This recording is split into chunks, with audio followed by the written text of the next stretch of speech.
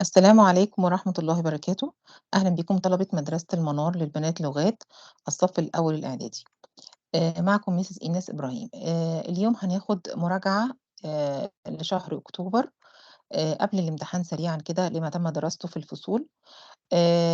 إحنا عندنا unit 1 بيتكلم عن الcomputer system basics يعني أساسيات الكمبيوتر. عايزين نركّز مع بعض لإن النظري محتاج تركيز جدًا. اللي أنا فاتحاه معاكم ده كتاب الوزارة. تمام.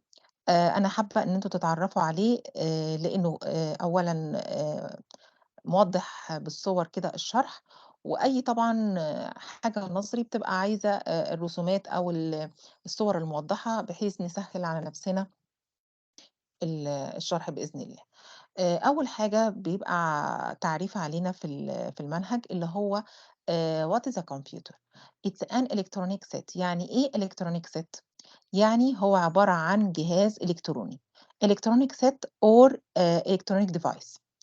ability to store data. يعني قادر على تخزين البيانات and process to reach a information عشان نوصل للمعلومات. ده أساسي التعريف بتاع جهاز الكمبيوتر بتاعنا. طيب، إذا حبينا بعد كده نعرف إيه هي الmodern computer chips. عندنا 3 أنواع من الكمبيوتر chips عايزين نتعرف عليهم كويس جدًا. أولًا اللابتوب، الديسكتوب اللي هو موجود عندنا في معامل الكمبيوترز، الsmart devices. دي أنواع الsmart devices. يبقى معانا ال3 أنواع الخاصة ب الmodern computer أو الأشكال الحديثة أجهزة الكمبيوتر، ال3 أنواع اللي قدّام حضراتكم دول. هنيجي بعد كده للجزئية اللي بعد كده. طبعًا كتاب الوزارة فيه حاجات enrichment كتيرة، يعني إثرائية أو مش داخلة في المنهج. شرحنا بعد كده مع بعض إيه هي الmain elements of computer system. يعني إيه الmain elements؟ لو أي حد زي ما قُلت لكم قبل كده في الclasses، لو أي حد دخل على أي منظمة أو أي شركة سألها عندِك نظام كمبيوتر، لازم يتوفر لدى الشركة دي أو لدى المدرسة دي أو لدى المؤسسة دي 4 elements 4 main elements 4 عناصر أساسية عشان نقول إن المكان ده بيحتوي على نظام كمبيوتر. على فكرة أنا عندي نظام كمبيوتر، تمام، وأنتِ ممكن يكون عندِك نظام كمبيوتر بس ناقصه بعض الحاجات. إزاي نعرف إيه ال4 حاجات لو اتوفروا يبقى كده معايا. نتفق مع بعض إن ال4 هم data and information. تمام. تاني حاجة الhardware. تالت حاجة الsoftware. رابع حاجة الhuman ware.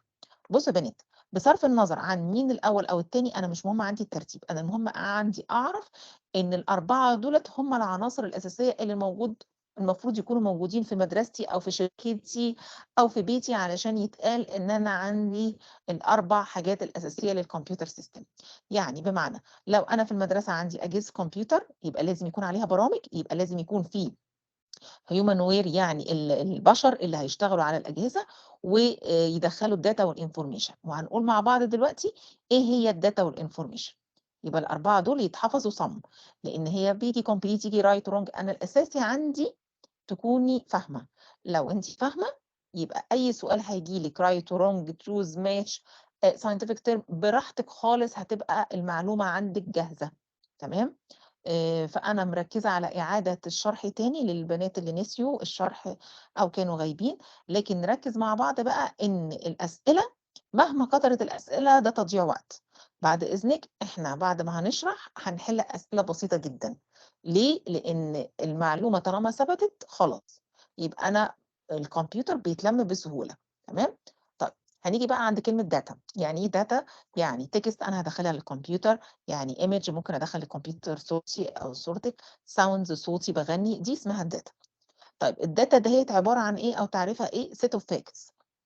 عبارة عن حقائق باقدر إن أنا ألاحظها obtained by observation. باقدر إن أنا أحصل عليها بالملاحظة or watching بالمشاهدة. تمام؟ ودي اللي هي الdata may be إيه text number audio video character audio image زي ما إحنا شايفين في الجراف اللي قدامنا ده. طيب هننزل بعد كده للنقطة اللي بعد كده. بنتكلم في المعلومات. يعني إيه معلومات؟ يعني إيه information؟ what's the meaning of information؟ طب يا ميس هل إحنا علينا definition؟ هل إحنا علينا تعريفات؟ لأ، بعد إذنكم أنتِ بتفهمي التعريف. خلاص؟ امتحان شهر أكتوبر محدد بإن هو choose أو حاجات بسيطة جدًا، معلومات بسيطة ما فيهوش إن أنتِ تكتبي definition. لكن هنشوف مع بعض أسئلة كتاب الوزارة، في بعض التعريف محتاجة إن أنتِ تكتبي بس إيه، سطر أو سطرين فيها. عمومًا الinformation تعالوا نعرف يعني إيه معلومات. شايفين الجرافيك ده أو الصورة دي، إحنا دخّلنا data اللي هي الraw fact، أرقام مثلًا، صور أو أي ما يكون، دخلت جوّه الجهاز الكمبيوتر بيحصل لها معالجة، يعني بيحصل لها تنظيم وتصنيف، تلوين، تنظيم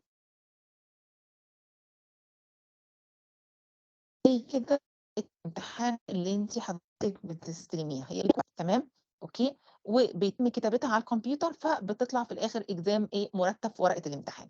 يبقى دي المعلومة اللي أنا عايزة أوصل لها، اللي هي الreports، الtables اللي متعلق عندكم في الفصول. أي data حصل لها process، يبقى نعرف بعد كده إن أي data حصل لها processed by classifying organizing and analyzing to have achieve goal. يبقى معنى كده إن أنا لمّا باخد البيانات بتاعتي وباعمل لها process خلاص، وأنظّمها وأرتّبها يبقى أنا كده باوصل للهدف بتاعي اللي هو إيه، اللي هو المعلومة، اللي هي maybe تكون إيه، reports، تقارير، زي مثلًا نتيجة امتحاناتِك أو الشهادة. دي كانت في الأول إيه، كانت في الأول data دخلت للكمبيوتر، درجة اللي أنتِ حصلتِ عليها في كل مادة، لحد ما وصلنا إن إحنا خلّصنا كل درجات الsubjects بتاعتِك وسلمناكِ الreport بتاعِك أو نتيجة الإيه، النجاح بتاعتِك إن شاء الله.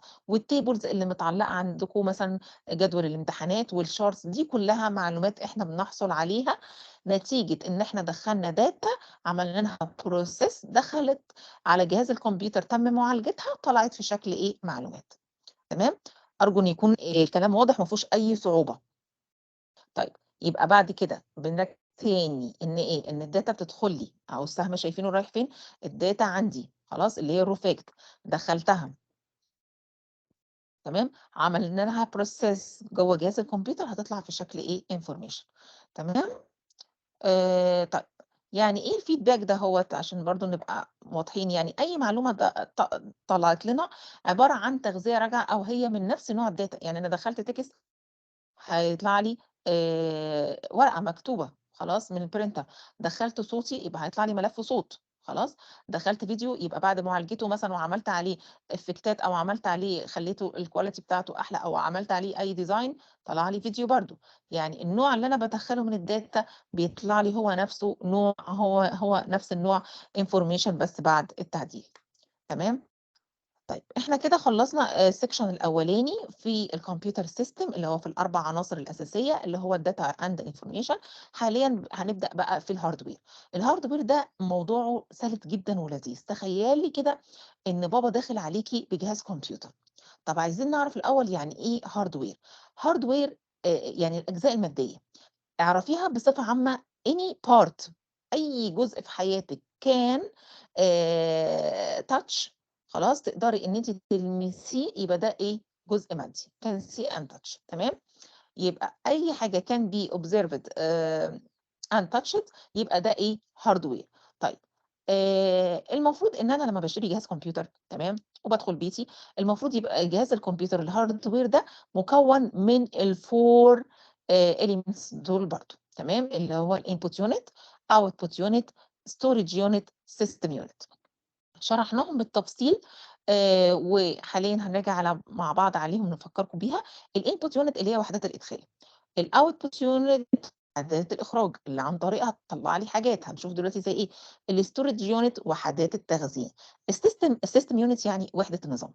طيب، ننزل كده نشوف أول section اللي هو الinput unit. بيقول لك إيه the devices and units which are responsible for inputting different data into the device. يعني هي عبارة عن أجهزة مسؤولة عن إدخال مختلف الdata into devices. طيب، هنقول input unit زي إيه، اتعلمناها من زمان، اللي هي زي الكيبورد. ننزل الصورة اللي تحت دي، تمام. لو حبينا نطلّع الinput unit هنا مع بعض، هنقول إيه، mouse، تمام، mouse، الكيبورد، أي حاجة بتدخّل data للكمبيوتر.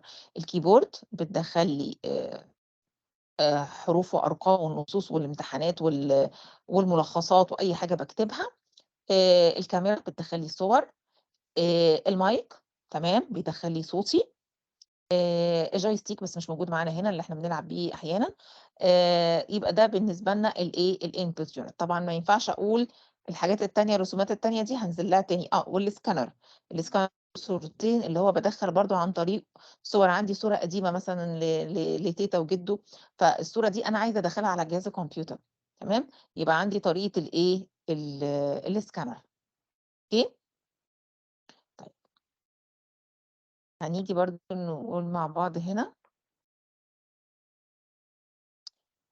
نتكلم عن الinput unit. هيبقى نفس التعريف، بس هيبقى عبارة عن أجهزة أو وحدات مسؤولة عن إيه for outputting الdifferent إيه الdifferent إيه مش هنقول data الdifferent إيه information. تمام، زي مين؟ خلاص زي ما شايفين هنا outputting and displaying وعرض الinformation. زي المونيتور. ننزل تاني الرسمة مع بعض. المونيتور بتعرض لي إيه؟ بتعرض لي الدروس التعليمية بتاعتي، باشوف الفيديوهات، باشوف أفلامي. تمام. الprinter عن طريقها ليها صورتين، عن طريقها باطبع امتحاناتي. آمم الspeaker عن طريقها باسمع الصوت أو الheadphone. برضه هي نفس الكلام إن أنا باسمع الصوت بيطلع لي منه الصوت الspeaker. طيب تالت حاجة اللي هي الstorage unit زي إيه؟ لمّا أشتري جهاز كمبيوتر أنا محتاجة لوحدات تخزين، يعني محتاجة أخزّن بقى الdata بتاعتي أو الinformation اللي طالعة دي على الflash memory. دي الstorage unit يا بنات، أو الhard disk. تمام، وفي طبعًا نوع تالت اللي هو الCD-ROM.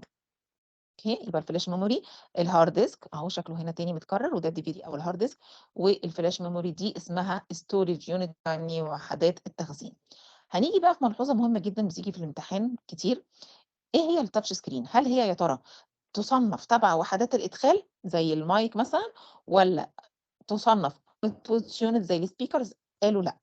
الtouch screen زي شاشة الموبايل، شاشة اللمس زي كده اللي على كلنا ماسكين موبايلات، ومعاكِ الموبايل تقدري تدخّلي منه عن طريق الموبايل تدخّلي رقم تليفون صاحبتِك، وفي نفس الوقت تطلّعي منه أرقام تليفونات أصحابِك. يبقى هو عن طريق إن أنا بالمس الشاشة دي، الtouch screen دي تعتبر إيه input and output. يبقى لمّا ييجي لِك في امتحان إن الtouch screen used to إيه used to إيه touch screen used to input and output unit. يبقى إحنا كده اتكلمنا عن تالت جزئية من الhardware. هنيجي رابع جزئية اللي هي الsystem unit. الsystem unit قُلنا إن ما فيش كمبيوتر نقدر نشغّله من غير ما يكون إحنا شاريين وحدة النظام. فين وحدة النظام؟ معايا كده أهي.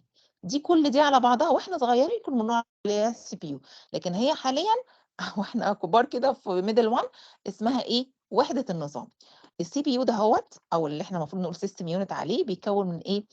الimportant component بتاعته main memory unit بيتكوّن من الذاكرة الرئيسية، وهنقول بتنقسم إلى إيه، بتنقسم لROM وRAM دلوقتي هنتكلم عليها حالًا، والprocessor اللي هو المعالج، والmother board. ال3 دول مكونات الsystem unit. تمام، يبقى الsystem unit الimportant component بتاعتهم إيه أو الmost important components الmain memory unit الprocessor and الmother board. هنيجي بقى هنا علشان نركّز في أول جزئية اللي هي هيشرح لنا الmain memory. تمام، الكتاب عاجبني جدًا على فكرة في إيه، في إن هو موضّح كل حاجة بالصور علشان تسهيلًا ليكم. هتلاقوا الbooklet اللي معاكم الدرس الأولاني أو الجزء اللي داخل في الامتحان هم عبارة عن صفحتين ونُص من آمم من الbooklet اللي معاكم. يعني هنقف عند lesson 3 يعني درس الfile والfolders مش داخل. تمام، هنقف عند الGUI. تمام، فطبعًا ما فيش صور، كلام، لكن الكتاب الوزارة أنا حبيت أشرح عن طريق الكتاب علشان الصور الجميلة الموضحة قدامنا دي. طيب الmain memory عندِك random access memory اللي إحنا اتكلمنا عنها اللي هي الRAM. تمام، والROM. طب يا ميس هنحلها إزاي؟ هل هييجي لنا comparison؟ لأ، في الشهر ده ما فيش comparison، بس هييجي لِك choose أو right wrong. تبقي أنتِ عارفة إن الRAM abbreviation يعني اختصار random access memory خلاص called random access memory. والROM called إيه read only memory. خلاص الR والO والmemory الM الأخيرة دي memory. دي معناها ذاكرة الوصول العشوائي أو الذاكرة المؤقتة. بنميزها بكلمة في الامتحان الtemporary، ودي شكلها جوه المذر بورد. خلاص، أما الذاكرة الROM هي ذاكرة دائمة. خلاص، ومش بتتأثر بالتيار الكهربي، وده شكلها وبتبقى برضه داخل المذر بورد اللي داخل السيستم يونت، خلاص، اللي داخل وحدة النظام أو اللي إحنا كنا بنطلق عليه الCPU. طيب بتعمل إيه الROM؟ زي ما اتفقنا هي ذاكرة اللي هي دي الROM دي ذاكرة قوية جدًا مش بتتأثّر بانقطاع التيار الكهربي، يعني مكونات الجهاز في حاجة داخل الجهاز اسمها الBIOS. إزاي الشركة أنشأت الجهاز ده بطريقة معيّنة، أنواع الفايلات، في حاجات معيّنة كده داخل الROM بتتكلم عن مواصفات الجهاز اللي معاكِ، دي استحالة تتأثّر بالكهربا، يعني never affected by turning the electricity off. and it can save its content permanent. يبقى عندِك كلمة permanent هي اللي هتميّز لي كلمة الROM. لمّا يقول لي إن ذاكرة دائمة memory permanent يبقى يقصد بيها الROM، خلاص. not loses أو not loses data أو not affected electricity when electricity cut off تبقى الROM. الROM هي اللي جدعة اللي مش بتتأثّر. طيب قال لي ذاكرة temporary memory يعني ذاكرة مؤقتة، يبقى على طول دي بتطلق على مين؟ على هيتم اختيارِك كلمة الRAM، تمام. loses data أو electricity when cut off أو turn off will affected يبقى دي برضه الRAM، تمام. عايزة أقول لكم معلومة كده أهوّة يعني إضافية مهم إن أنتم تعرفوها، اللي بتشتغل معايا أنتِ بتعملي الupload لبعض الfiles على النت أو download لبعض الprograms من sites اللي بتشتغل معايا الذاكرة اللي هي اسمها الRAM. لمّا بتيجي تكتبي امتحان أو بتشغّلي فيديو أو بتسجّلي صوتِك، اللي بتشتغل معايا الذاكرة اللي اسمها RAM. كل حاجة في حياتنا ليها ذاكرة، تخيّليها كده زي مُخ الإنسان أو زي عقلِك أنتِ، تمام. أنتِ عندِك ذاكرة دائمة، خلاص، وعندِك ذاكرة عشوائية. الذاكرة العشوائية اللي هي ممكن تنسي بيها، لكن الذاكرة الدائمة اللي هي ثابتة في مُخِّك على طول، اللي هي صعب مثلًا تنسي شكل ماما، شكل بابا، يعني أنا باحاول أوصّل لِك بس المعلومة بشكل مبسّط. يبقى الROM ذاكرة دائمة، أمّا الRAM ذاكرة إيه، مؤقتة، تمام، ما ننساش يا ريت. طيب هنيجي بعد كده آمم قُلنا خلصنا كده من أول حاجة في الsystem unit اللي هي الROM والRAM. تاني حاجة قال عندِك الجزئية التانية الCPU اللي هي اختصار لكلمة Central Processing Unit.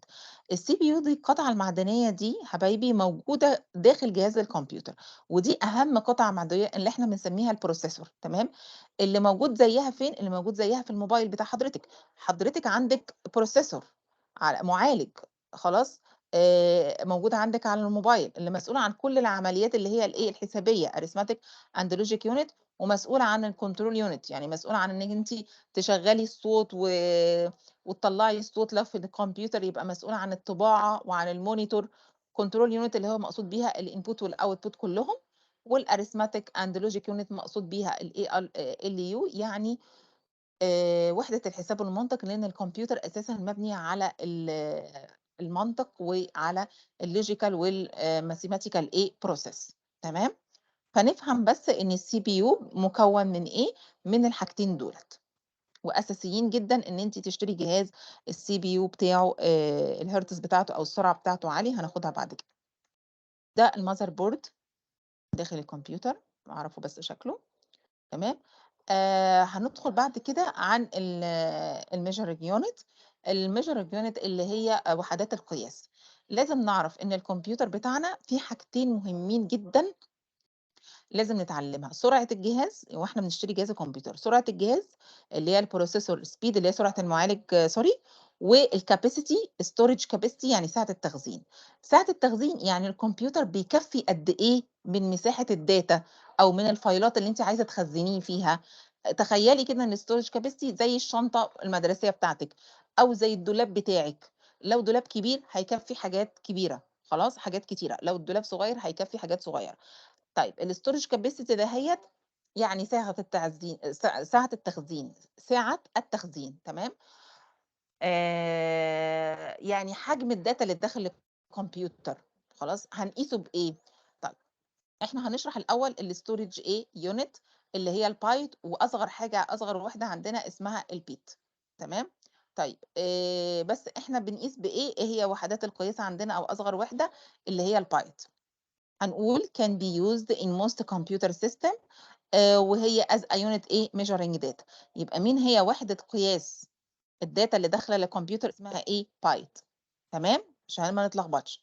طيب البايت دي بتمثل إيه؟ الletter أو الsample. يعني مثلًا أنا اسمي إيناس، تمام؟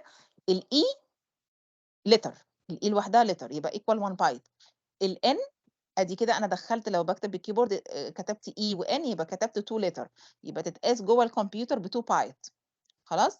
الN أدي كده 3 letter يبقى 3 بايت، والS 4 letter أدي كده 4 بايت. يعني أنا اسمي بياخد مساحة داخل الجهاز ب4 بايتس. تمام؟ يبقى البايت letter or sample. يعني ممكن برضه لو دخّلت رموز علامة plus minus dash dot كل دي بتتقاس بالبايت. It consists of إيه؟ 8 bits. يعني بقى لازم تفهمي إن البايت equal 8 bits، يعني البيتس دي أصغر من البايت، لكن ما نتلخبطش في الامتحان، هي وحدة القياس بالبايت. طيب عايزين نعرف يعني إيه البيت؟ البيت دي معناها أنا موصّلة الكهربا لو هو equal 1 يبقى معنى كده إن أنا وصّلت الكهربا للكمبيوتر، خلاص؟ لكن الزيرو هو بيعبّر عن الزيرو والone. الزيرو معناها إيه؟ معناها إن الelectricity current off. بمعنى أنا لو قفلت جهاز الكمبيوتر يبقى هو كده في وضع إن ما فيش بيت، البيت بتاعته 0. خلاص؟ no إيه، no data no أي حاجة، ما فيش أي حاجة داخلة له. طب لو البيت دهوّة equal 1 يعني معناها أنا حطيت الفيشة بتاعة جهاز الكمبيوتر في الكهربا وفتحت الكمبيوتر. يبقى البيت هي بتمثل عبور الكهربا أو عدم عبور الكهربا في الجهاز. 0 يعني no current electric، و1 off يعني و1 معناها إيه، إن في current electric إيه on. تمام؟ يا رب تكون وصلت الجزئية دي. طيب هنيجي بقى نتعلم الجزء ده مهم جدًا، حابة إن إحنا نركّز فيه، وهي حفظ مع فهم. خلاص؟ لازم نعرف كده من الصغير للكبير ومن الكبير للصغير. من الصغير للكبير ال1 بايت اللي هو letter أو رمز، خلاص equal 8 bits. خلصنا من دي؟ ماشي. طيب كبرنا شوية، يعني ما كتبناش بقى اسمي، لأ ده أنا عايزة أكتب صفحة. لمّا هاكتب صفحة أو أكتب مثلًا صفحتين، يبقى أنا كده مش باكتب حرف واحد اللي هو equal 8 bits، لأ كتبت مثلًا 1024 بايتس يعني 1024 حرف. قالوا هنقيسها ال1024 بايتس هنقيسها طالما كبرت كده هنقيسها ب1 كيلو بايت. هاقول لكم زي إيه، زي في الماس كده، ما أنتم بتدرسوا الكيلومتر والمتر والسنتيمتر في كام متر وهكذا. فدي برضه في وحدات قياس، في بايت، 1 بايت تكبر شوية لمّا نكتب 1024 حرف يبقى equal 1 كيلو بايت. لمّا أكتب 1024 من الكيلو بايت، تمام، ما لكوش دعوة بكلمة بايت دي، 1024 من الكيلو بايت يبقى أنا كتبت إيه، 1 ميجا بايت هنا، وهاعيدها مرتين. ولمّا أكتب 1024 من الجيجا بايت يبقى أنا كتبت إيه، 1 تيرا بايت. تمام؟ هتوضح معانا في السهم اللي جاي معايا ده، بت، بايت، كيلو بايت، ميجا بايت، جيجا بايت، تيرا بايت. كل واحدة يعني 1024. يعني أنا عندي هنا التيرا بايت ال1 تيرا بايت equal 1024 من الجيجا بايت، والجيجا بايت 1024 من الميجا بايت، والميجا بايت ال1 ميجا بايت 1024 من كيلو بايت، وال1 كيلو بايت equal 1024 من البايت. أما ال1 بايت equal إيه، 8 bits. تمام؟ يا رب تكون وضحت معاكم وهتلاقوها عندكم في سهلة ما تقلقوش. تمام؟ طيب إيه هي بقى وحدة قياس المعالج؟ سهّلها علينا، قال لنا حاجة اسمها هرتز. تمام؟ هي دي وحدة قياس معالج سرعة المعالج. وعلى فكرة كل موبايلاتنا لمّا بنروح نشتري بنسأل عن سرعة معالج البروسيسور عشان هي دي اللي بتقيس يعني كفاءة الجهاز معايا، بينزّل برامج بسرعة من على النت، بيسيّف فيديوهات بسرعة، السرعة. تمام؟ يعني أنا يهمني دايمًا السرعة في الأجهزة بتاعتي. تمام؟